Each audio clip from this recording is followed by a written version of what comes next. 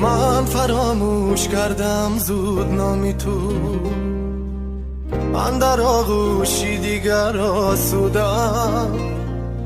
بودنم با تو حرام بود، لحظه های انتقام بود، با تو بودن کاری خام بود. رفتم از تو بهترین از حالی من، از چی میپرسی دیگر احوالی من.